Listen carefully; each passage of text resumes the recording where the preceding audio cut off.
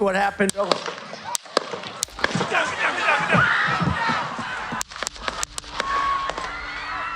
As the nation reels from the assassination attempt of Donald Trump, questions are being raised about the Secret Service and law enforcement detail protecting the presidential candidate. And we wanted to explore this a little further with somebody who has firsthand knowledge of how this system is supposed to work. Paul Eckloff was a Secret Service agent for 23 years. He worked in the Presidential Protective Division, protecting George W. Bush, President Obama, and Donald Trump when he was president. Paul, thank you for joining me. Thank you for having me, Chris. You've taken a good hard look at this, and you understand how it's supposed to work as a Secret Service agent. What are your first impressions of what happened Saturday in Pennsylvania? I think your first impression is just as an American, as in a citizen. The average person sees this and just reels at the shock and the tragedy of what we saw unfold. The father lose his life, the two people injured, the former president of the United States have a bullet go by his ear.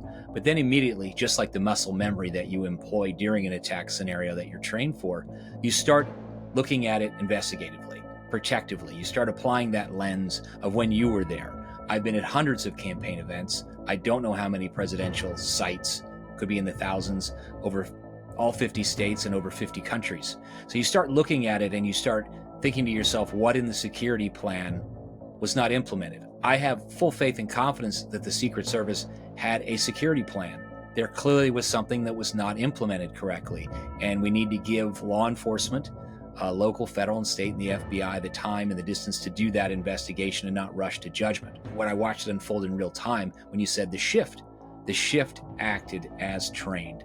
It was a textbook response.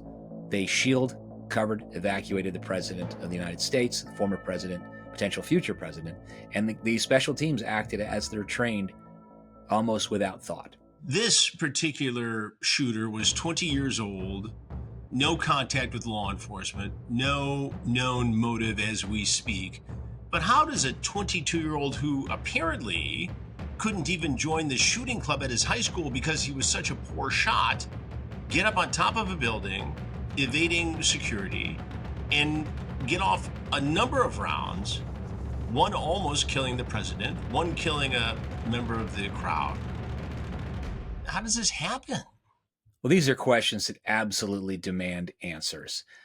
From what I have read, and I have no inside knowledge, the individual was acting erratically around the magnetometers, or that's just a fancy word for the metal detectors. Local law enforcement made the Secret Service aware, and they were seeking his location.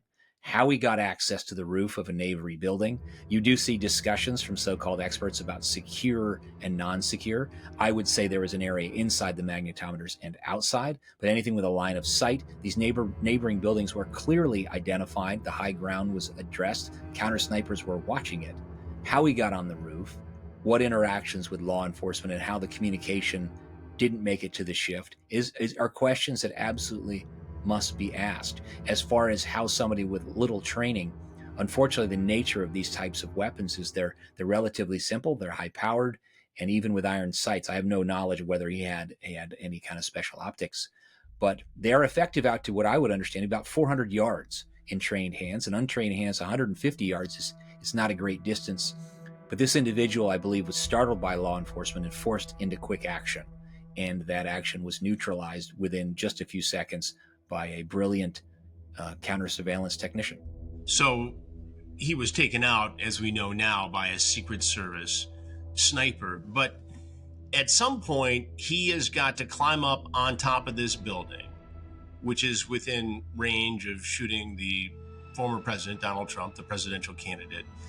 And as the story goes, a local law enforcement person, part of the security detail, sees him. The gunman turns around, points a gun, he ducks, and then the gunman turns around and fires off as many shots as he can before he's neutralized, taken out, killed by the Secret Service sniper. Do you find it odd that he was able to get up there and that it took this long for that to be reported, this suspicious activity? It's clear that it's problematic that this individual with a weapon was able to access that roof. Any so-called expert or armchair pundit that's claiming that it's not problematic is not worth listening to. There is a problem that needs to be addressed. It needs to be addressed whether it was manpower. And there'll be time for blame to be assigned, whether it was a local police post, whether it was Secret Service, whether it was state police. I don't believe that's individual blame. And it's easy for people. And now we talk about the immediacy of action. And as you know, time expands during 3 seconds can seem like an hour. I can only imagine what it felt like to the agents who collapsed onto the president on Saturday. But those questions need to be asked. The officer that shielded himself, I can't blame a man for not wanting to be shot by a rifle. I don't know how many times he's been downrange from a rifle pointed at him. It's a scary fact that most in law enforcement are trained to find cover when fire is incoming. The Secret Service is trained to be the cover. So that's why those agents and officers and technicians responded in an exemplary fashion. The shift acted as needed by immediately responding with curiosity and investigative mindset, and responded to the problem. They placed their bodies between what was the perceived gunfire, it was still live, active shooter situation, and the president of the United States, or former president of the United States, shielding him with their bodies, and then assessing the situation, hunkering down behind steel until it could be assessed and the problem could be neutralized. There will be a time for questions in the advance process and how it was implemented. What are the rules of engagement, Paul, for a Secret Service sniper? Do they have to see a gun? Do they have to have any sort of probable cause? At what point can they take this guy out? Well, absolutely. If you keep in mind that law enforcement snipers, the Secret Service counter sniper team, they fall under the same use of force laws and continuum and rules that any law enforcement officer does. Can you shoot a civilian that you perceive as a threat? I don't want to live in that country. Law enforcement and counter snipers can neutralize a threat that presents itself. Until they were sure that it was a rifle, it could have been an individual with binoculars. Outside absent other information, we don't know what that counter sniper technician knew. Surely if he knew it was a rifle and the person was laying out and it wasn't law enforcement, he was aiming at the site, he would be authorized to neutralize it on his own decision. But that's a very different rule of engagement for warfare and for a field in Pennsylvania, that the Secret Service could preemptively shoot a young man who had not yet presented himself as a threat to that person. We'd be having a very entirely different conversation. I think we saw in the previous years when police perceived abuses of force, we saw American cities burn. The discretion that was used is admirable. Obviously, in hindsight, we wish that he had neutralized that threat sooner, but we weren't there. Does Secret Service have enough assets, manpower to do the job? I imagine that these events are nightmares when it comes to security. They're open air. The candidate wants to be as close to the supporters as possible. They derive energy from the crowd. Does Secret Service have enough to actually protect a presidential candidate, enough assets to protect a presidential candidate like Donald Trump? Well, absolutely. The Secret Service has done that successfully, protecting presidents since 1901. They have enough assets, but the answer is also no. They don't receive everything they asked for. Congress has continually reduced their budget or limited their budget. They don't receive everything they ask for. They exist in a do more with less atmosphere that all law enforcement does. And as you know as well as anyone, law enforcement is being attacked by both sides of the political spectrum for years. And those statements and defunding efforts and denigration of their service have effects. It's dangerous to say that the Secret Service doesn't have enough manpower to do their job, because they absolutely do. But it is a question of limited resources. How many resources did the local police in that small community have? How many agents were placed on site? President Trump.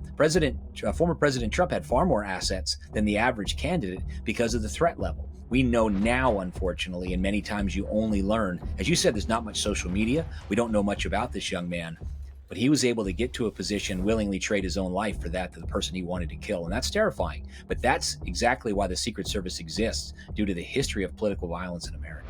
How does this work in terms of Secret Service working with local law enforcement? What is the Secret Service responsibility and what is the local law enforcement? And is that an acceptable way of doing business given what we saw Saturday?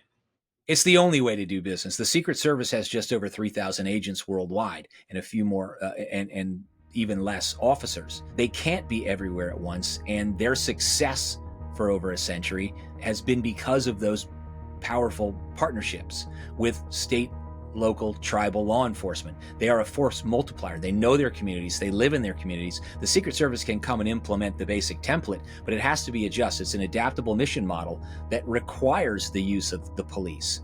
All of the federal combined resources of the Department of Homeland Security and Department of Justice, you could put them to bear at every campaign site, but with thousands of them, you know that everybody in Congress and everywhere else questions the judicious use of their taxpayer dollars, as they should. But I do believe that if there was an oppressive security footprint at these campaign sites and they didn't have access, there would be other questions.